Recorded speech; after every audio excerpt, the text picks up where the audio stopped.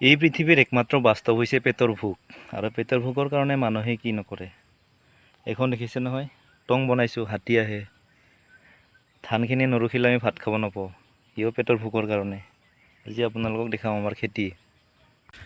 নমস্কাৰ বন্ধুসকল, সকলোকে স্বাগতম জনাইছোঁ অন্য এটা মোৰ মিনি ব্লগলৈ। আজি আপোনাৰ এই ব্লগত দেখুৱাম আমাৰ ধান ৰোৱা কেনে হ'ল। মই দুদিনমান আগতে ফটো ভিডিঅ' আপলোড কৰিছিলোঁ হাল বাই থকা বা ৰুই থকা। আজি সেই ৰুই থকা ধানখিনি কেনে হৈছে আপোনালোকৰ আগত দেখাব চেষ্টা কৰিম। এয়া চাওক আমাৰ খেতি, আপোনালোকে চাওকচোন, এইফালে দেখক, এইফালে হাতী নামিছে, হাতীৰ উৎপাত আৰম্ভ হ'লেই।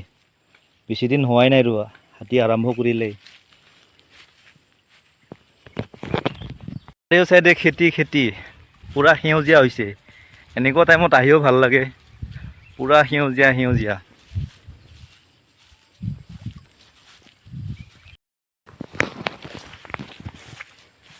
মানে ভিডিঅ'টোত আপোনালোকে ইয়াত একো নাপাব।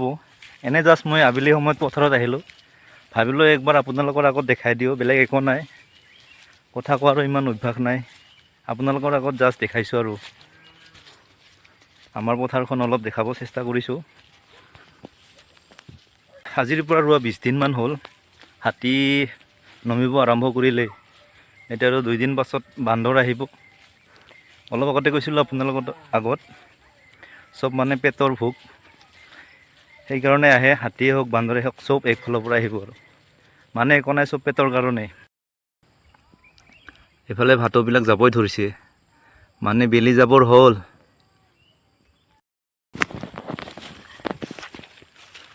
আপোনালোকৰ আগত আমাৰ খেতিখিনি দেখাব চেষ্টা কৰিলোঁ। যদি আপোনালোকে ভিডিঅ'টো চাই ভাল পায়, তেতিয়া লাইক কমেণ্ট কৰিব।